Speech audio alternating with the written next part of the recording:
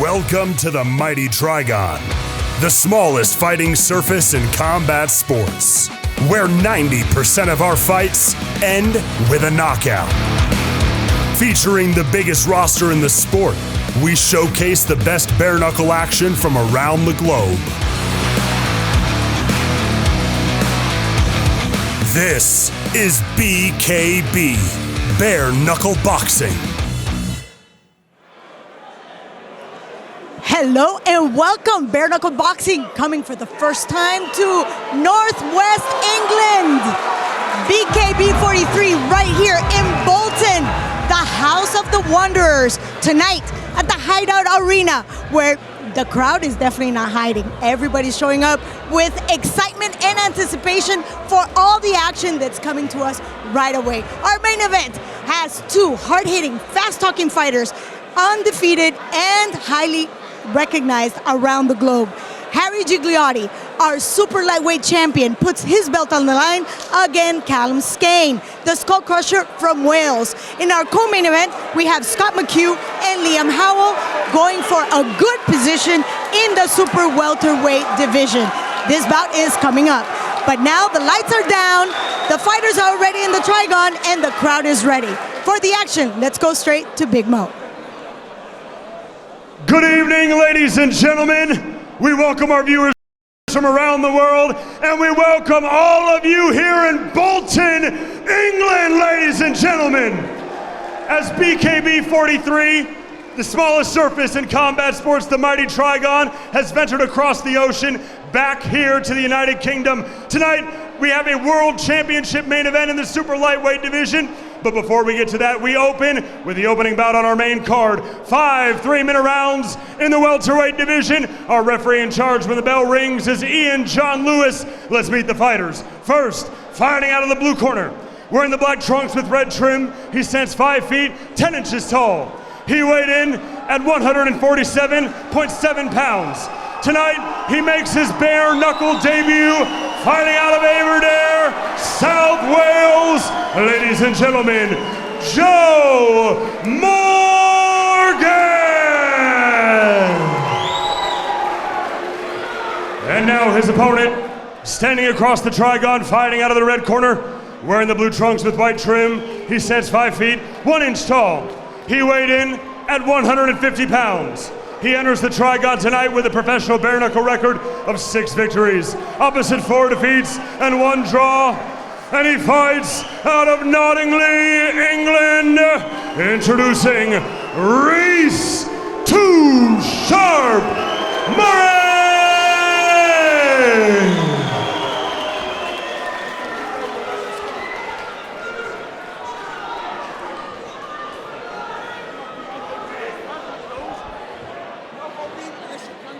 Let's get ready. Let's get the head-to-tail with the tail of tape brought to you by Vortex Competitions.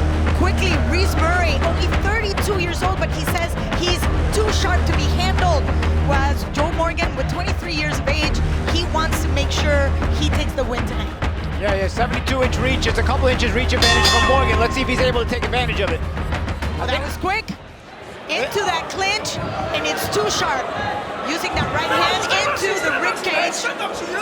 But I'm telling you, Joe Morgan is all about business. He's very serious about this opportunity. He wants to make sure that he takes a win tonight and makes a statement.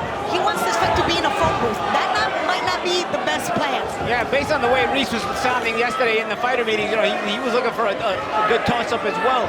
A good contact fight, and you can see both of these guys, even in the stare downs, even in the pre-fight warm-ups inside the Trigon, as they were waiting for the fight to start. Their body language was they wanted to exchange punches right away, and you can see that they're both confident, both in an aggressive manner. Oh, good over the top right hand counter there by Morgan as he follows it up with a body shot. Yeah, that body shot might have been on the belt, maybe a little low, but you know, the ref didn't call it, therefore it didn't exist. But you can see left hook right into the temple. That threw him off completely on balance. He's taking a knee, and then a little less than 2 minutes away from the bell. But there was that left hook right into the temple. He's tapping out. He's bleeding too, back of his head. Oh my gosh.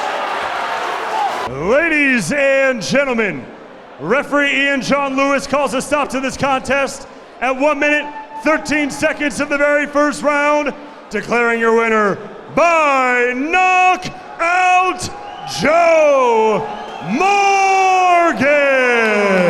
What a performance, Joe Morgan. You said you were going to make a statement on your debut. How do you feel about that? I said I'd do it, and that's exactly what I done. I didn't think anything different was going to happen. I'm too good, too strong. I live the life every day. I'm a professional fighter, and who's next? Speed and explosive power you displayed just then. I've got speed, power, I'm sharp. Just give me the next fight. I'm ready to go. Take a little look at the finish. You cut him to the back of the head early on, and then you produced a brilliant right hand as well, and then a left when he went down. Ooh, too strong, too sharp, too good, too good. I'm too good. Devastating punches. Who would you like next? Look at that left hand. Who would you like next? Do you want to chase world titles quickly? I ain't got any names to call, but I'll fight whoever Jim wants me to fight. I'll fight anyone, I'm ready. The dangerous Joe Morgan with his left and right hands, his voice, his looks, he's got everything. Ladies and gentlemen, Joe Morgan! And now, ladies and gentlemen, the second bout on our main card is scheduled for 5 3-minute rounds in the Cruiserweight division and is brought to you by Vortex Competitions. Our referee in charge when the bell rings is Andy Albrighton.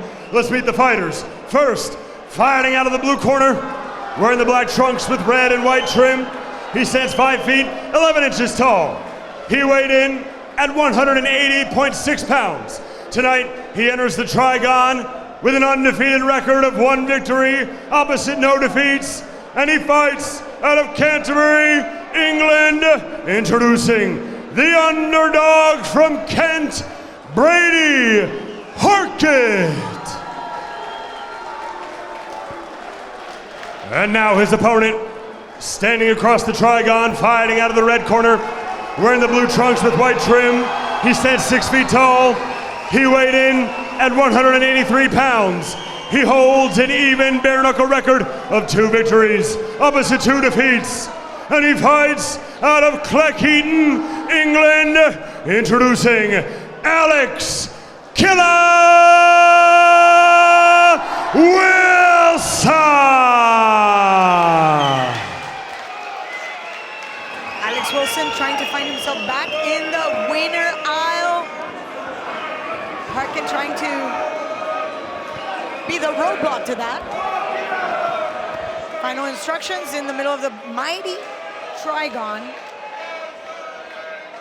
You know, one of the things that Wilson said was he had to change his lifestyle and live the lifestyle of a fighter. You know how that is. Yeah, if you want to, again, that's another thing. There's many things that are involved in elevating yourself to a higher point in a combat sport.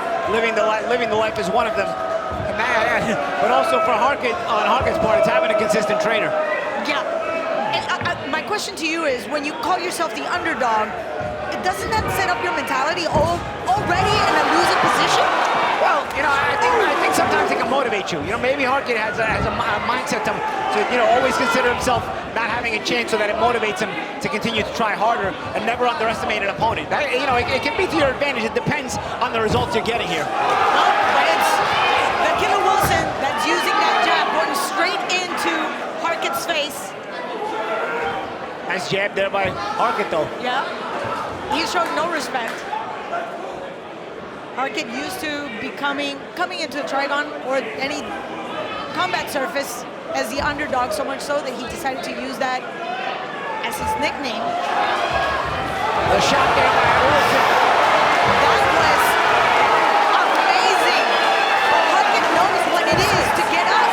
Yeah. He knows what it is to have no legs, recover, and take a win. He's been there before, which also could be a massive factor. Yeah, of course. Sometimes you can out-desire your opponent.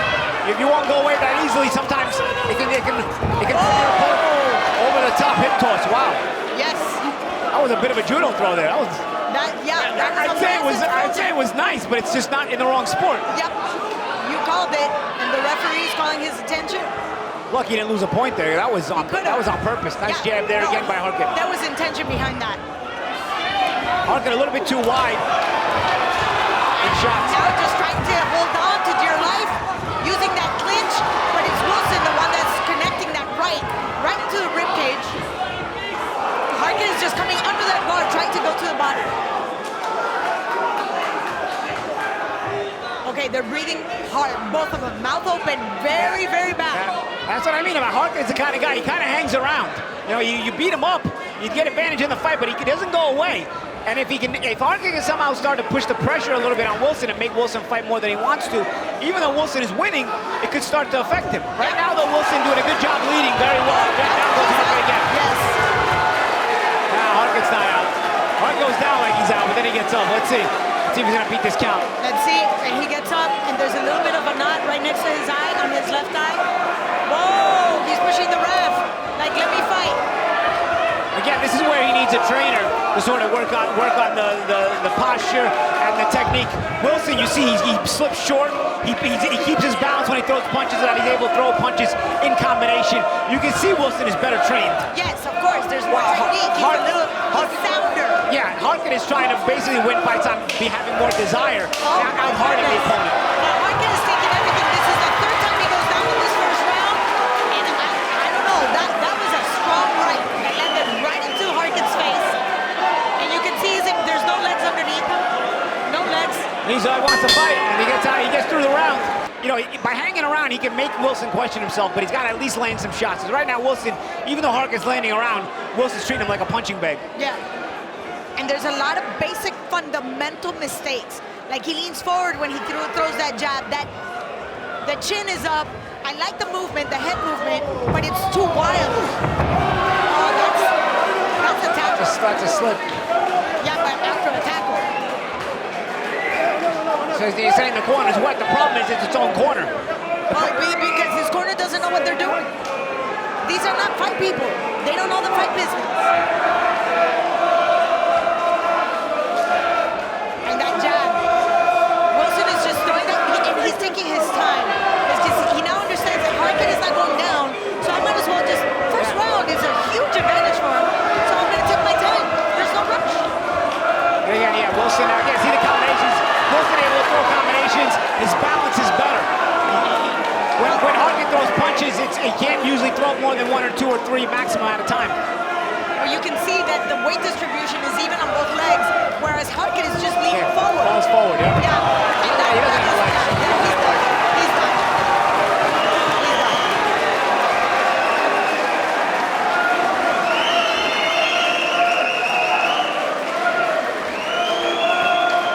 It's a shame because he does have heart, and I wish he could have just a little bit of instruction. Well, that's the thing. He needs some real training. He's got desire for sure. He kept getting up, but he looked like he didn't belong in there, though. You know what I mean? All he had was his desire to carry him, but he didn't have the ability at all. It's not always a matter of will. It's also a matter of skill at times. Ladies and gentlemen, referee Andy Albrighton calls a stop to this contest at 1 minute, 13 seconds of the second round, declaring your winner by TKO, Alex Killer Wilson. Alex Wilson celebrating. And now, ladies and gentlemen, live from Bolton for BKB 43, we arrive at the super welterweight division, scheduled for 5 3-minute rounds, and is brought to you by Clue Nicotine Pouches. Our referee in charge when the bell rings is Clive Allison. Let's meet the fighters. First, fighting out of the blue corner, wearing the yellow trunks with red trim, he stands 5 feet, 9 inches tall. He weighed in at 153 pounds. Tonight, he enters the mighty Trigon with a bare-knuckle record of 3 victories, opposite 2 defeats, and he fights out of Walsall, England, introducing Luke Scrap King Smudge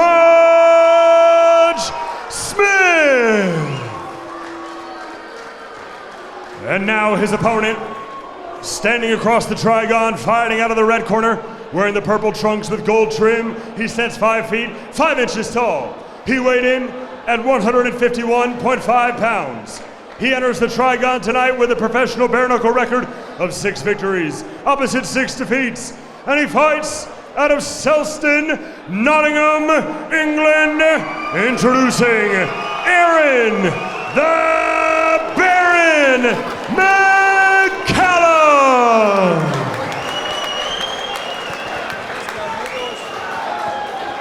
Middle of the trigon for the final instructions. Clive Allison waiting.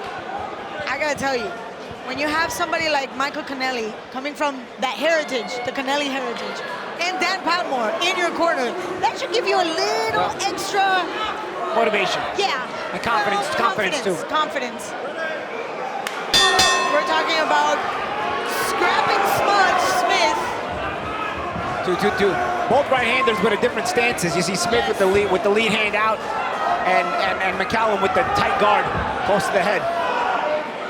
Yeah, one is the typical bare knuckle stance. The other one is more of a boxing stance. Hands up, earmuffs. Fingers are loose. Fingers are very loose. You gotta be careful with the eye pokes with this.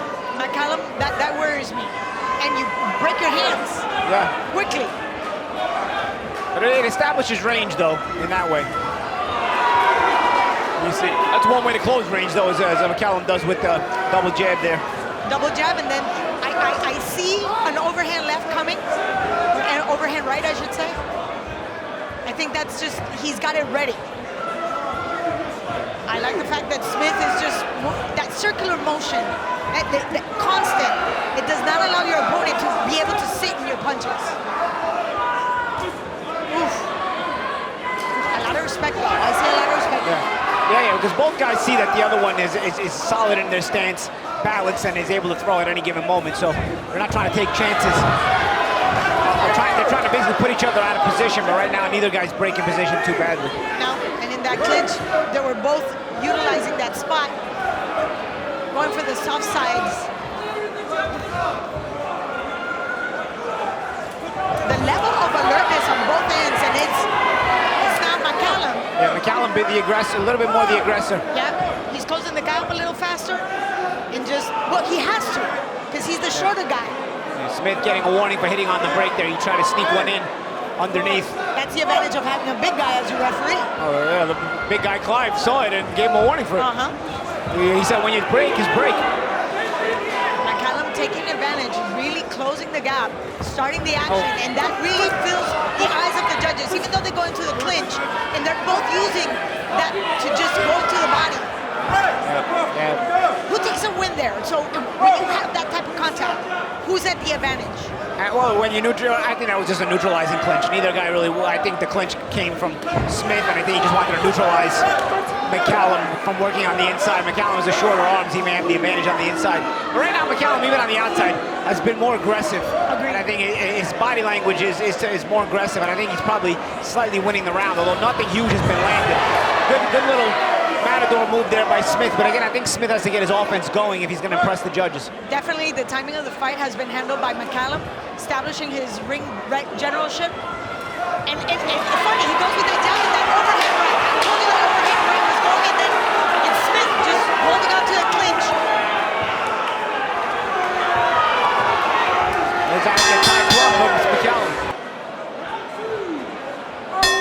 There's something to be said when you're 6-6, and again, those records could be deceiving because we all focus on the 6 losses. Well, there's experience too. Exactly, You know, 12 fights of experience coming into this bout. This ain't boxing where you compare your record. A lot of these guys you see in this sport have losses, wins, but they're still very good fighters. Matter of fact, the experience is a big deal. Yes, especially because you know how to not just time yourself, but also how hard are you willing to throw. Specifically those first rounds, you're trying to save your hands.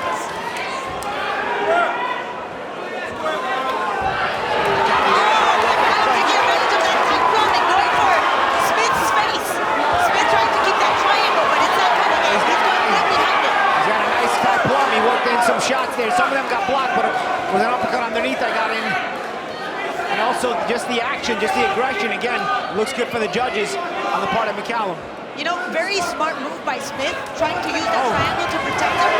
Even better, McCallum going behind that triangle. Smith a little bit more off flat-footed this round, and he stepped back with a nice counter there on McCallum. That's just more what he's got to do. I thought he was using the trigon a little too much. One little small step back, and he's got a counter right from where he's at. He did it a few seconds ago, and he just tried that there, but they went into a clinch. And I think it's important on Smith's part, especially after that early onslaught by McCallum this round, for Smith to try to fire back from where he's standing. He tried it there, McCallum got underneath. I just see Smith a little too upright. He hasn't been able to adjust to height. And McCallum is taking advantage, coming under the guard and going for the body, obviously finishing up in a clinch. That could be very frustrating. Yeah. Well, you know, what's frustrating on McCallum is he's not using the jab. You know, he's on the outside. I understand here trust me, I've experienced it. You want to preserve your hands. Sometimes it's hard to get your jab numbers up in this sport the way you want. Big right hand right into the temple, and Smith took it. Yeah. And I was just going to start, as I was saying, you got to preserve your hands, but it's going to cost you your face. So you might as well start using your jab if you're Smith. Well, he hurt you, because now he's just going for those looping hooks. Well, that's the thing. McCallum doesn't care about the jab. It's Smith I'm talking about needs to use his jab. McCallum is doing just fine. Smith hasn't been able to establish his jab at all. Yeah, because he's allowing... But he's got to do it right here. Just rush him. He waits too long on the outside, and here he's waiting again. He's getting rushed. He's waiting and waiting. This is where it's got to be. And McCallum has less and less fear of big shot there by right hand by McCallum. That's what I mean. He's less hesitation on the part of McCallum. He's realizing I can just walk in the front door on this guy. Well, he already lost all respect for Smith, absolutely. And you can see Pondor. I mean, Michael Canelli urging Smith to just close the gap, to be first.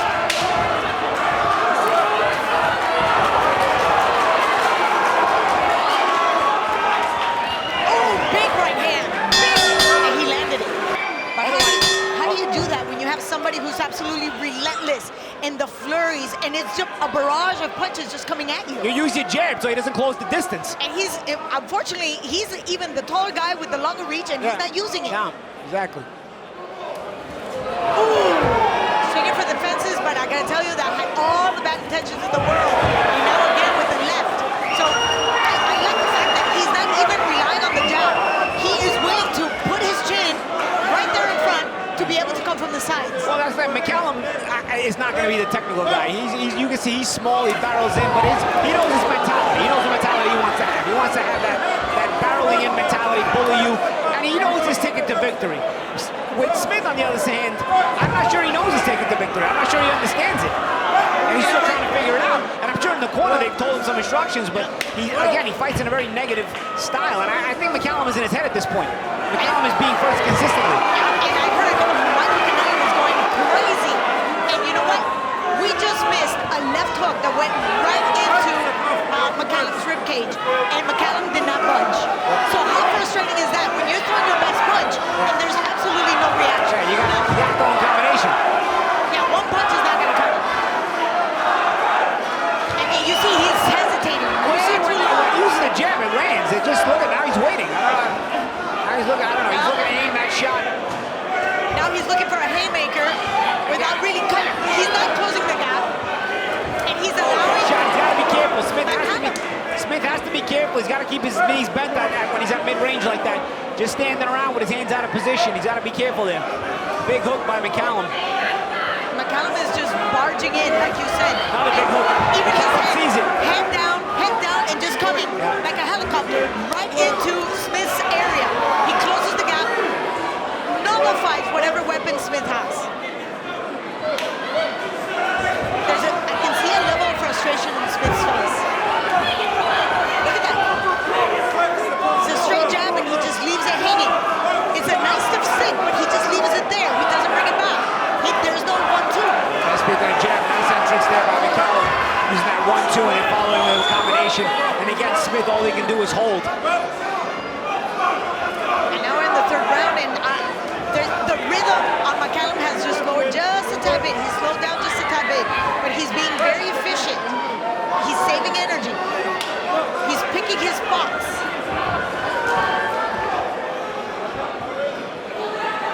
And that clinch, that's all that Smith is doing.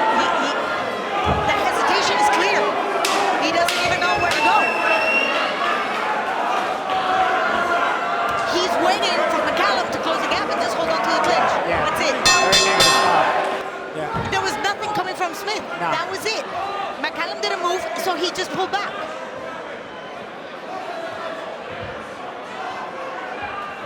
Oh, I like that. McCallum now using his jab more and more. He said, second time I've seen McCallum close the gap well with a good jab. But he followed it with a right hand. I'd say McCallum should start using his own jab very well, because Smith doesn't use his jab. There's a nice hook there from McCallum. Again, he's got the tie plum going. And again, look at Smith. He's a little bit inept on the inside, so he's a little bit out of his element. So it becomes a negative stomp. I don't mind. Look at Smith. He's not doing absolutely anything. He's just holding on to that tie plum. He's not even stepping aside. What happened to laterals? No lateral movement. He's just sitting like a sitting duck right in front of him. And of course, McCallum is using everything, to the face, to the body. He's going to the sides. I mean, this is really, Smith is getting schooled. Look at that. Big uppercut on the inside, Yes. a second ago from McCallum.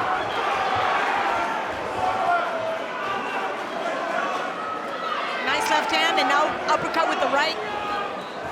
He's just enjoying his time right there, sitting in that clinch. Yeah, McCallum is bossing the inside. Big time. And that's why it's important for Smith to get an advantage on the outside. Nope, there's a problem with his left hand. There's a problem with his left hand. I don't know what's going on here. Problem with the left hand. Maybe the thumb, or is it Yeah, it's the thumb. It's the thumb in the left hand. Yep. He's getting it. It stopped the fight. They stopped the fight. Ladies and gentlemen, referee Clive Allison calls a stop to this contest at 1 minute, 33 seconds of the fourth round, declaring your winner by TKO, Aaron the Baron McCallum. Aaron the Baron McCallum, you had a brilliant second round. You respected each other in the first round. It was a feeling out contest. Brilliant second round by you. Hurt him to the body in the fourth round. You broke him down there. You were brilliant tonight. Yeah, I did. Hopefully, I did what my coaches had taught me. The plan was to feel him out for the first round. I got a little bit excited towards the end of it. But watching his previous fights, I see he's tired out. So I knew if I get him to the third, I got more chance of just making him stop or stopping him. But I tell you what, he took some punches. If he was a bit fitter, mate, I'd have been dangerous here. Yeah, it'd have been a bit difficult. You're both very tough former army men, of course. You say you got a little bit excited at the end. You made us very excited all the way through it with your performance. Take a little look at the highlights and talk us through them. Here we go! Oh, look, I've got purple shorts this time. Even sexier. Woo! Your inside work and as well as your outside work was brilliant tonight. Still done me head a little bit, but yeah, we what we worked on, it worked.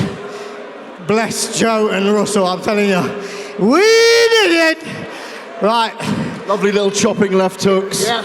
Rights over the top, body shots. If I just get me reach out and them left hooks and whatnot, they're going to be dangerous. I mean, people tell me in sparring all the time how dangerous my left hook is, so. You're 39, aren't you? I'm 39, mate, yeah. How long can you go on? Are you going to fight for a world title eventually? Right, this is the big thing. I want to have a minimum of 20 fights. Now, I made this weight quite easily, Jim. I want to hit 67. I want Javon White, mate. I want Javon White. I know the talks are tiffing. If I have to go through tiffing in the trilogy and bring him on, I've got to stop him anyway. But yeah, Javon White, man. Let's go, let's dance. I think it'll be a good fight. Right, hard to shut the Baron down, but congratulations, Aaron McCallum, everybody. Back to you guys. Ladies and gentlemen, live from Bolton, England for BKB 43.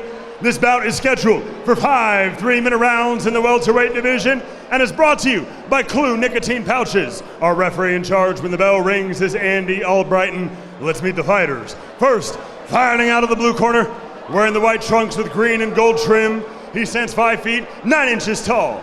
He weighed in at 147 pounds. He holds a bare knuckle record of 3 victories, opposite 1 defeat, and he fights out of Kingston, England, introducing Harvey Bam Bam Dossett.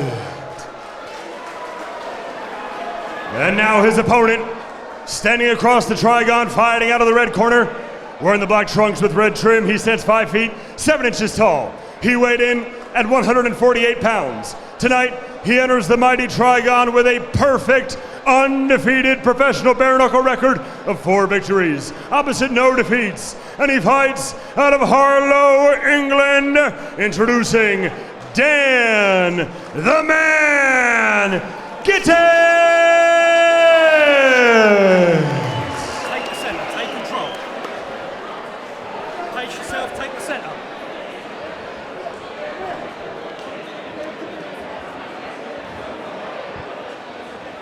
Last instructions.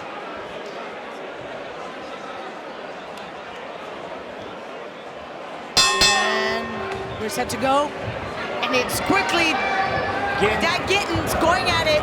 And you see Gittens right away gets that aggressive mentality. But Dossett was ready for him. Dossett was also probably warmed up, step back right away. You see Gittens with that aggressive mentality. Yep, Again, you want to start quickly. That's exactly what Gittens is doing. Dossett has a good sense of distance though. So far he's been able to step back. Oh, nice counter there by Dossett. Nice check hook as well. Beautiful. It was a beautiful check hook. And I want you to take a quick look at the footing.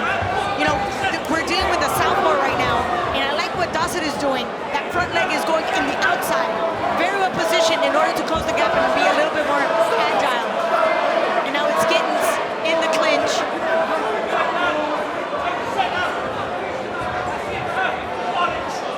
Dossett very aware of where his foot is sitting. Those little details make the big difference. Yeah, sometimes it does, yeah. Gittens not really capitalizing on this clinch. There's a lot of calmness on both fighters. Ooh, slip. Dossett has a calmer body language to him. Gittens trying to be aggressive. It seems like Dossett trying to be the guy to walk him into traps. Gittens' aggression can be good, but he's got to be careful because Dossett has a good sense of timing and a good sense of stepping back in time and countering. And when good you talk body shot there by Dossett. Beautiful. Dossett is very calm, very precise in his picking the places where he's going to put those shots. And I like that half step that he takes to just stay out of range from Gittens. Oh, nice double hook there by Dossett as well. Boxing very nicely. Yes. Gotta give Gittens credit though. He's not breaking at all. He's continuing to stay focused on that pressure. He knows his ticket to victory. He's gonna try to keep wearing out Dossett. But he's used to taking men to deep water, so he says. But I don't know if he can maintain this rhythm. We're 1 minute away from this bell in the first round. And I'm telling you, he's beautiful right hook. Gittens smiling, but it's Dossett who's doing the stepping around as he's punching. Good ability here being shown by Dossett. So here's where we need to discern. What do we award? To activity or effectiveness? When you're efficient or when you're active? I don't know if Gittens has landed a punch this round, Claudia, if I'm honest. But he's being aggressive. But he's getting, there he landed a good shot. But he's getting. I'm going to award, obviously, Dossett's accuracy. Well, yeah, but we got 20 seconds left in the round. Let's see. It's been close. Let's see if Gittens can try to steal back the round with a shot. He landed a right hand a few seconds ago. You can make a challenge. That's what I think right there. Good shot there by Gittens. That's what I mean. You don't want to score the round too early. Those are good shots by Gittens. And now the fight's close. Now look at that. Dust like that. Dossett is cut. And Gittens is going to be confident. It's a good cut, though. It's under the eye. It shouldn't be an issue. It shouldn't be an issue. But either way, there's that. My concern now is, even though the cut is underneath, it shouldn't be an issue. Blood shouldn't get into the eye. Could it get worse? Referee wanting to wipe the corner of Dossett. Gittens got his game face on it. He's going to keep being aggressive. I like the fact that he gets hit and then he smiles. Apparently that takes away a little bit of the pain. And Dossett is very quick with that jab, and Gittens closing the gap. Nice body shot. Beautiful. Nice body shot. That was a left hook right into the liver, and you know what that does to the That was legs? a right hand to the stomach, Claudia. That was in the solar plexus. Of course, because you can't breathe. Let's see, now Gittens, with his game face, he's trying to go back to the body. Yep, he's looking for that punch. Gittens found that self-belief he needed. Because he knew the first round was definitely not his.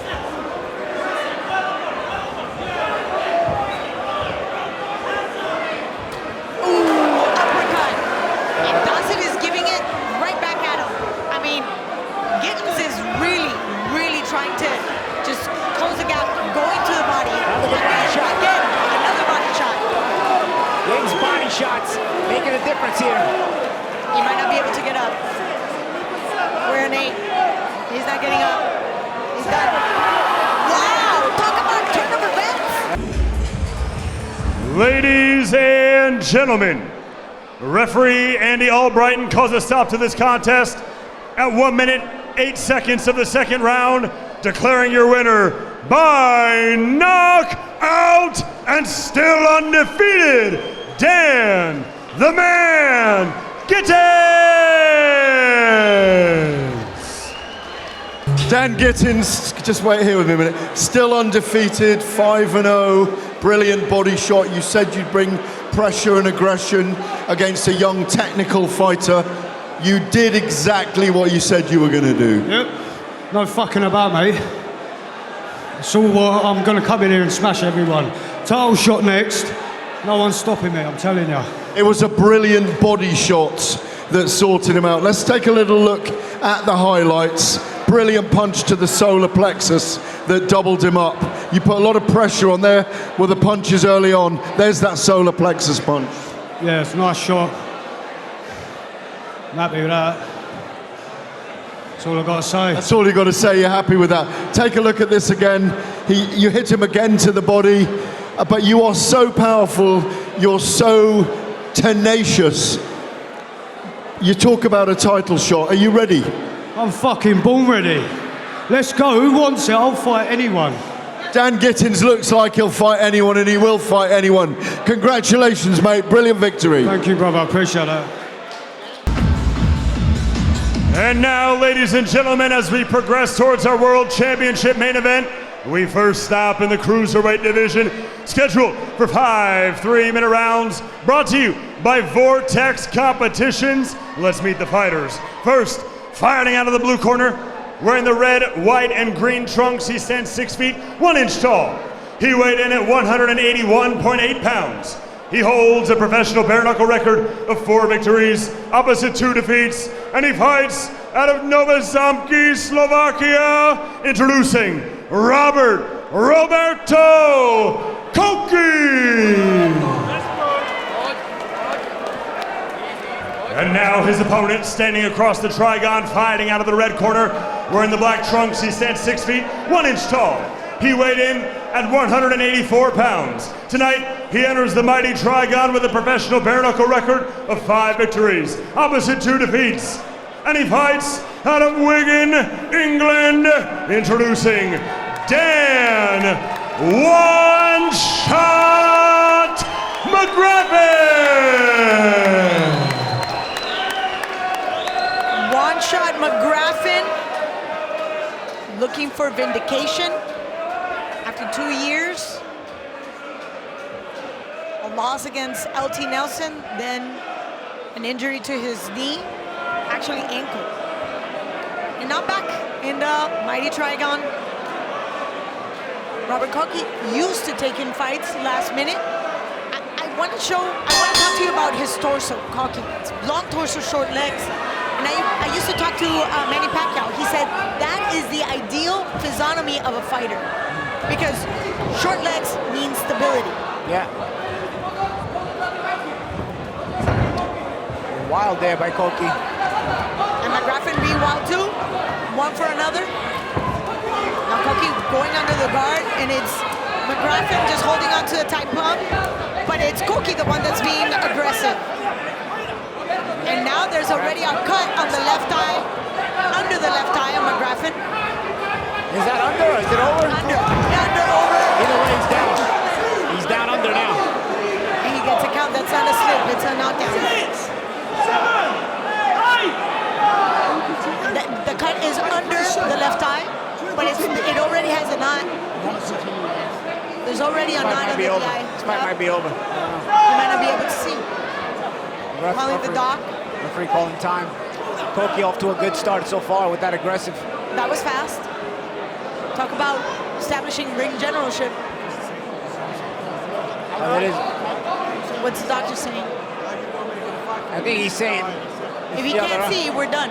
Yeah, I think he's yelling at the doctor to get him out of the fight, but the doctor's saying, buddy, it's just a cut and it's under your eye. What do you want me to stop the fight for? Okay. Yeah, he's saying. Let me see. Yeah, he's saying he can't see. He's stopping the fight. Ladies and gentlemen, referee Ian John Lewis calls a stop to this contest at exactly 1 minute of the very first round, declaring your winner due to a doctor stoppage, Roberto Koky. And now, ladies and gentlemen, live from Bolton, England for BKB 43, this is your co-main event of the evening. 5 3-minute rounds in the super welterweight division, brought to you by Clue Nicotine Pouches. Our referee in charge when the bell rings is Clive Allison. Let's meet the fighters. First, fighting out of the blue corner, wearing the black trunks with white trim. He says 5 feet, 8 inches tall. He weighed in at 153 pounds. He holds a professional bare knuckle record of 4 victories, opposite 1 defeat, and he fights out of Leicester, England. Introducing Liam Swanee Howell. And now his opponent, standing across the trigon, fighting out of the red corner, wearing the black trunks with white trim. He stands 5 feet, 11 inches tall. He weighed in at 153 pounds. He holds a professional bare knuckle record of 12 victories, opposite 5 defeats. And he fights out of Leeds, England. Introducing the former world champion, ladies and gentlemen, is the mute, Scott McHugh.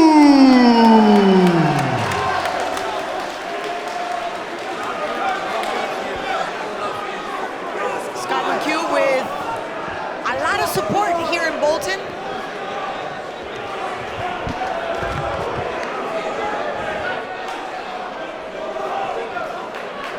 Final instructions, and we're ready to go. Swanee trying to go from the outside, holding on into a clinch. Scott McHugh.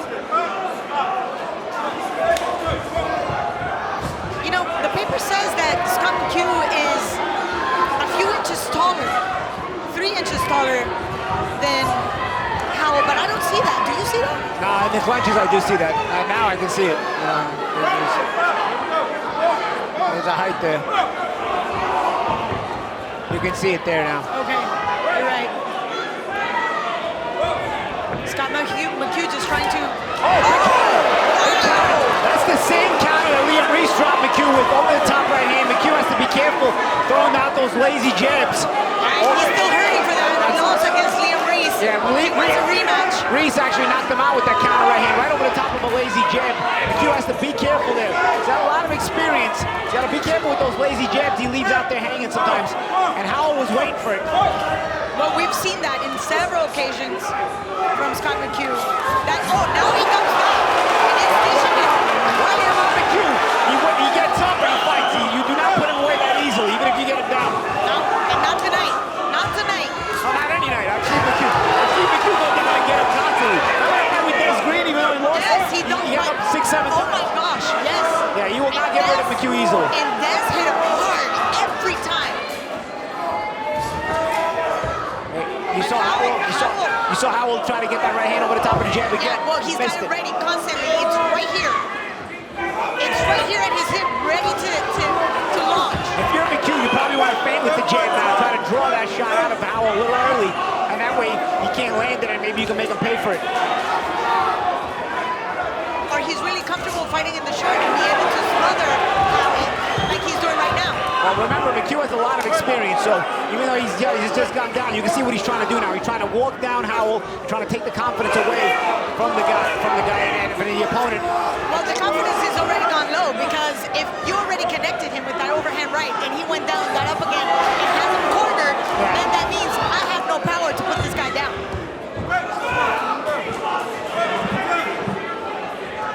And Scott McHugh keeps coming at him relentlessly. Even though Howell at times gives you an awkward clinch punch. I don't know what he did there. He threw a couple of punches, then got into an awkward clinch. I think he's panicking a little bit with the McHugh walking him down and pressuring him. I think he's just trying to neutralize him because McHugh's just coming at him relentlessly. I mean, little by little, just inch by inch, just closing the gap, closing the gap. You're fighting the counter right hand. I'm hoping he learned that lesson. And again, Howell just going at it. There's a good jab by McHugh. That's what you want to see more from. And also him being taller, you probably want to see more of those as well, just on the basis of him with having the ability to use that from a distance. But I want to see that jab coming right back. I don't want to see it just sitting there. That's what he's doing this round so far. Just bring it back, like a nice little piston, like a short jab, like Michael Perez. You saw Howell Yes. looking to try to counter it again over the top of her with the right hand. It's a little bit more difficult when McHugh's shot is coming from up high, though, as you can see. And he's fighting like the taller guy in the ring. And he's leading behind that jab. He's drawing blood now on the left eye of Howell. That 1-2, basic 1-2, and now Howell's left eye is leading. He's got a cut on top and a little scratch on the bottom. And it's a basic 1-2. He's not getting too sophisticated. But I'm waiting for that right hand to let go. McHugh,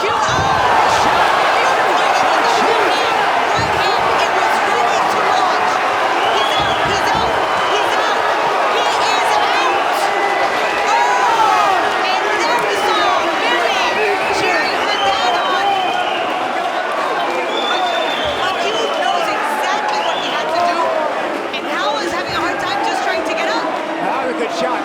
It was a beautiful shot, but that right way he had it ready to go. And again, it's the fundamentals. McHugh got his hands back up in this round, started jabbing from up high, kept his level up high, made sure the jab returned from up high, and threw that right hand right from up high. It's like throwing it from the holster. Ladies and gentlemen, referee Clive Allison calls a stop to this contest at 1 minute, 13 seconds of the second round, declaring your winner by knockout, the Mute, Scott McHugh! I am indeed with Scott McHugh. What a punch. But first of all, we just had your daughter Millie on screen. Let's just have a few, there she is. Let's have a few words about... That's not my daughter. They told me it'd be your daughter on screen. Millie's 8 years old. I hope it's not anywhere. Are you dedicating that victory to her tonight? Yeah, obviously, everyone knows. Can we all shut your fucking mouths? I'm trying to talk. Here, my daughter here, Millie McHugh, yeah? You're watching this on telly. She's just finished her radiotherapy now. She rung the bell overnight and I was fighting on emotions then. But God bless you, Millie. You've done it. Daddy loves you and I've done it for you, man. Thank you. I've had the worst past few months ever. Me and my wife, Jade, we've been through hell and back. Nothing can stop us, McHughes. We're fucking fighters. Millie the fighter, Scott the fighter. You started talking, you were down in the first round, you started talking to him in the second round, you took over, and that right hand was a finisher. Here it comes, talk us through it. So, I'm always fucking slow as fucking first rounds, and I was fighting on emotion. He caught me, I thought, right, you've got another round, I'll get you back. So, my coach, Oster, we work on counters. That's exactly what we're working on in the back. The fucking master, the master at boxing, Jamal, Andy Howson. I'll still not fuck out you, Andy. He said, ha ha ha, I'm only messing. But I'm buzzing, man. I needed that for you, Millie, my daughter. You should be buzzing. It was a brilliant finish. Finally, Liam Reece is down there. You just pointed at him. Presumably, you want repeat or revenge. Listen, Liam, that belt don't fit you anymore because you're that big. Come here. I know I'm only messing. Listen, what a man, what a fighter. I think we do need that rematch. We do talk, but I can't let that go, mate. Scott McHugh, ladies and gentlemen.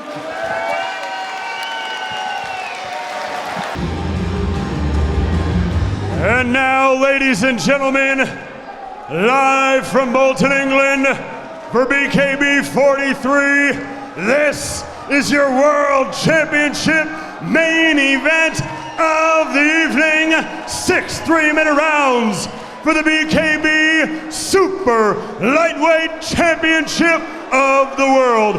Brought to you by Clue Nicotine Pouches and Vortex Competitions. Our referee in charge when the bell rings is Andy Albrighton. So, to those of you tuning in around the world, to those of you joining us right here in Bolton, England, are you ready to make history?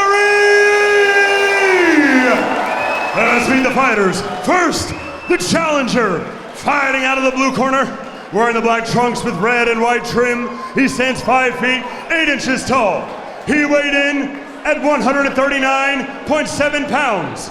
Tonight, he enters the mighty Trigon with an undefeated professional bare-knuckle record of 2 victories, opposite no defeats.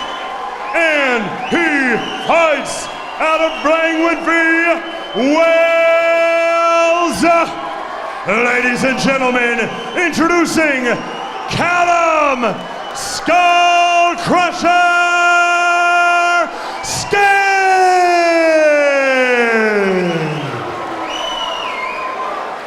And now his opponent, the defending champion, fighting out of the red corner, wearing the blue trunks with red and white trim. He stands 5 feet, 10 inches tall. He weighed in at 139.3 pounds. Tonight, he enters the mighty Trigon with a perfect, undefeated professional bare-knuckle record. 4 fights, 4 victories, 3 of those wins coming by way of knockout. And he fights out of Haverhill, Massachusetts, USA.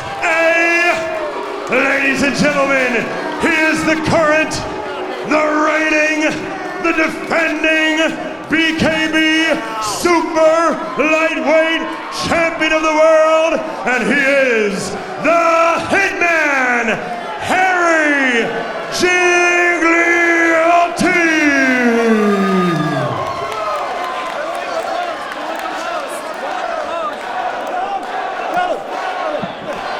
And it's time, my dear Paulie. Yeah, Our main I gave you both instructions in the dressing room. You know what I expect of you, Koky. Punches from around the back of the head, keep it nice and clean. Good luck to you both. Touch them up. Keep it clean. Yep. Gotta keep it clean.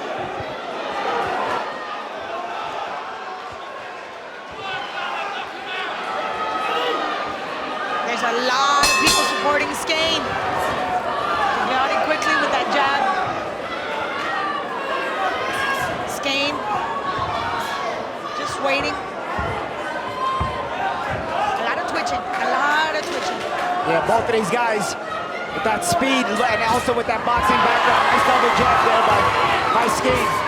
Yep, Skhane did say that Gigliotti has dangerous speed, but I can see there's speed in his feet and hands. Oh, yeah, that was kind of a funky clinch. Going for the throat. Great head movement by Skhane. Whoa! That was quick. Pulled out of that clinch quickly. What's that stopping all about? I just think Gigliotti's trying to get his energy up, trying to keep his legs loose. Nice jab there by Skhane. I think Gigliotti has to use that jab a little bit better as well, or at least cut off the ring on Skhane, and Skhane is using the right hand very nicely there. Yep, and that overhand left landed right into Gigliotti's eye. I think the key is if Gigliotti's gonna be aggressive, he's got to cut Skhane off as well. He's allowing Skhane to circle around, and it's allowing Skhane to be comfortable on the outside boxing. And understanding his boxing pedigree, he should be able to cut that. And he hasn't been able to. 1-2, basic Skhane, 1-2. Gigliotti trying to be on the counter. He's allowing Skhane to be first, and that could be very dangerous. Yeah, I think Skhane doing a good job of changing range. So he's dictating when to punch and when not to punch. He's getting out of range. Good shot. Good uppercut there by Skhane on a counter.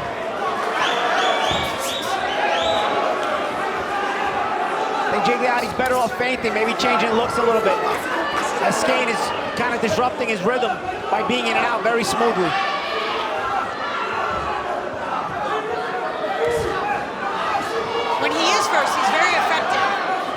pushes Skhane to fight on the back foot, but then he allows him to crouch him. And once Gigliotti gets encrouched, he doesn't know what to do. He needs a lot of space. A lot of missing though in this first round. Both guys trying to find their rhythm and their range. Good shot by Skhane. 3. Well connected by Skhane. Skhane doing a good job of punching and not staying in the pocket, getting out. Again, if Gigliotti doesn't cut him off on the movement, he's gonna have a hard time tracking him down. Skhane boxing very well. Ref is calling him because he was using his shoulder. See, that stomping shows me that Gigliotti has a lot of nervous energy. That needs to be cut down.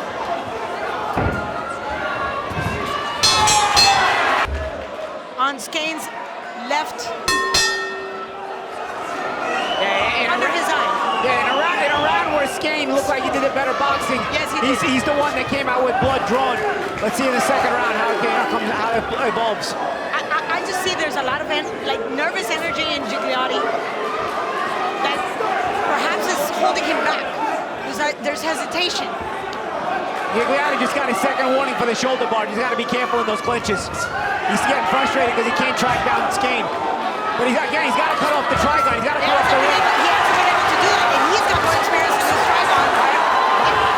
He shouldn't let Skhane just walk around. Yeah. Skhane is circling, and then by being allowed to circle, he's allowed to decide when it's time to fight and when it's time to rest. Good uppercut again by Skhane.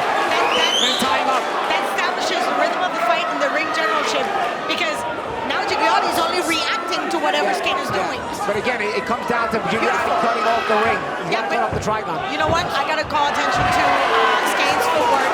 Just the ability to walk in, be able to throw 2 punches, step outside very quick. Fast hands, fast feet, nice. That's why Gigliotti has to cut off the trigon. Otherwise, Skhane is going to continue to do that and be effective. You know, when we look at Skhane's pedigree, that really doesn't tell the type of experience that he had, but that calmness that he has, even though when he closes the gap. The head is down, he's very slick, very tight, very tight. Skhane is in Gigliotti's head with that uppercut. That uppercut has been very sneaky, and it's slipped through a couple of times already. But now Gigliotti is just reacting. Watch how the head's down, and he's just throwing hand mills.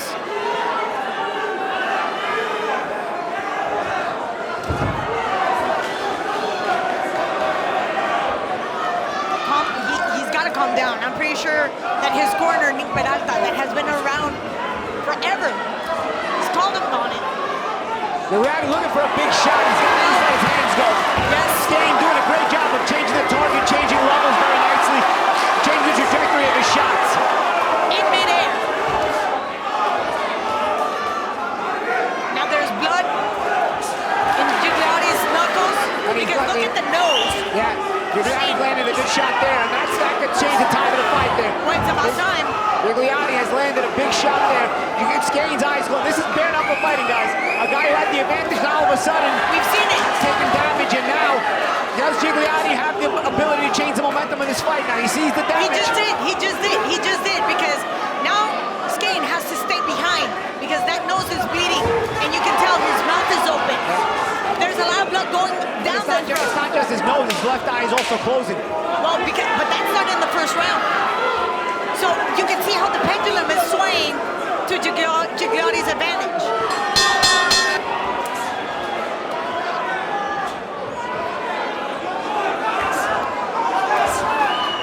This is what I don't like. That right hand is way too low. That right hand has to come up, because we know that Skhane's jab is very quick.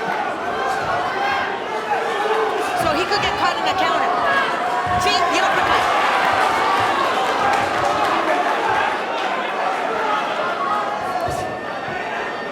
Gigliotti just taking his time. He's measuring him. Counter jab by Skhane there. Skhane's gonna have to work on being first. He's gotta try. I know he's taking damage, but he's gonna have to take some chances. As Gigliotti now is starting to take effect as a pressure guy, and he's established some damage. Good jab there by Skhane. Good hook there by Skhane as well. Skhane a worse for wear with damage, but landing some good shots here in this round again. Paulie, it's only about time. Look at that left cheekbone. It's sunken, and that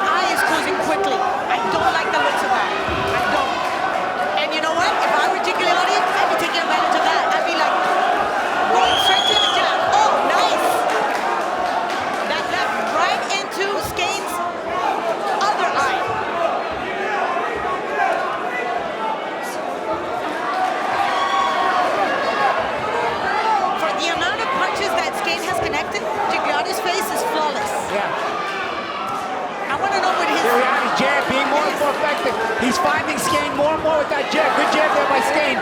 But Gigliotti's jab is finding a hole more and more. And he's got the heavier jab. And it's a long jab. Let's not forget, there's a few inches advantage for Gigliotti in that jab. Again with the jab. I just don't like that right hand all the way down because that's how he gets connected with the counter. That hand has to come up. All right, he did say he was going to show both. Yeah, and he has. Every time he has Skhane missing, Gigliotti's confidence growing as the damage on Skhaine's face shows more and more. Yep. And Gigliotti's face is still clear.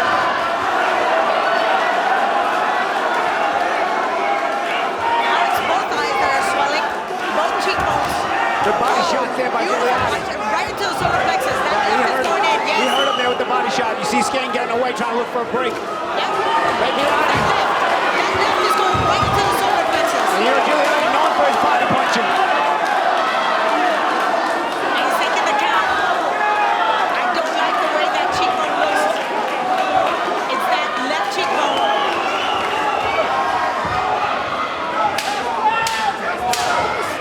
Oh, body shots, body shots. Skhane trying to get in survival mode right now, trying to get out of the round.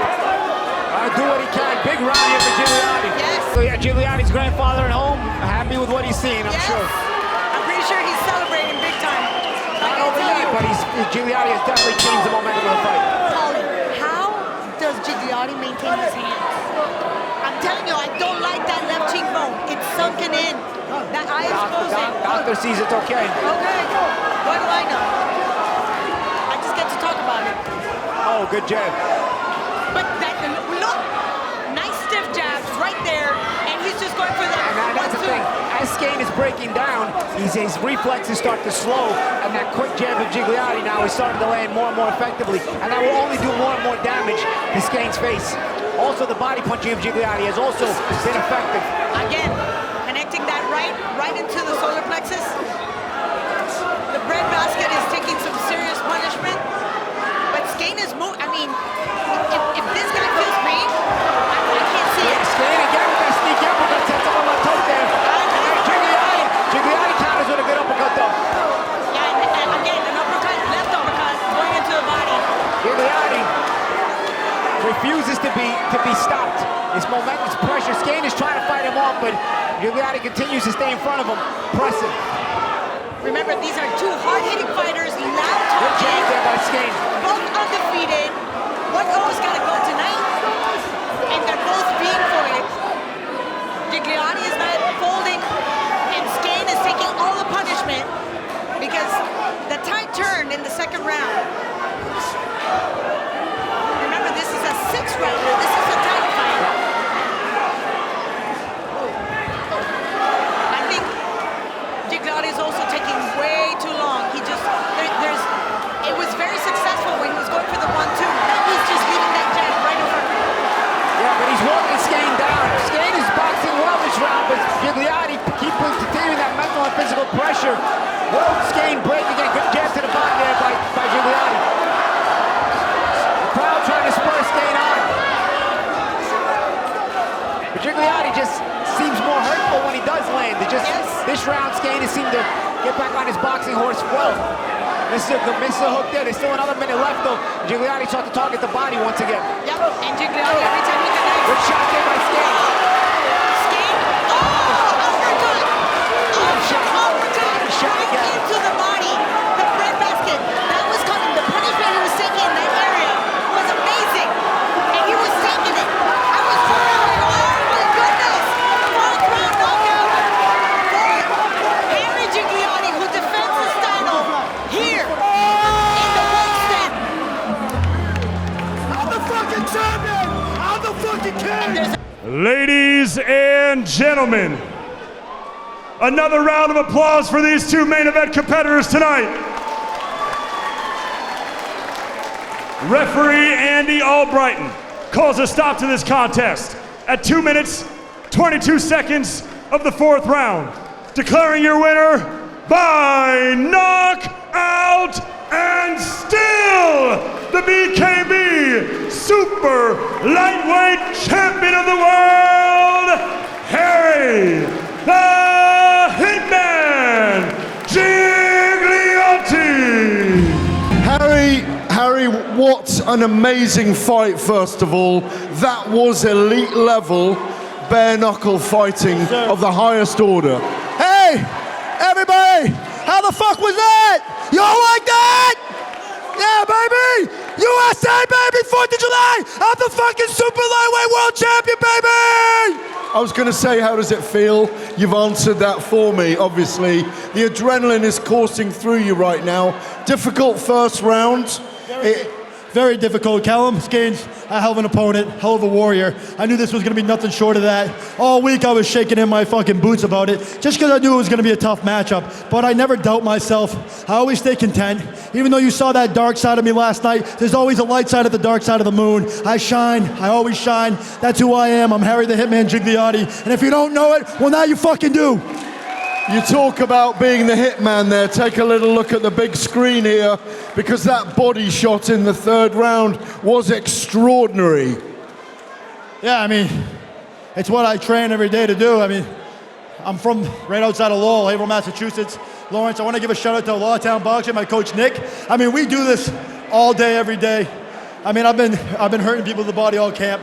I've been being stable with that shot.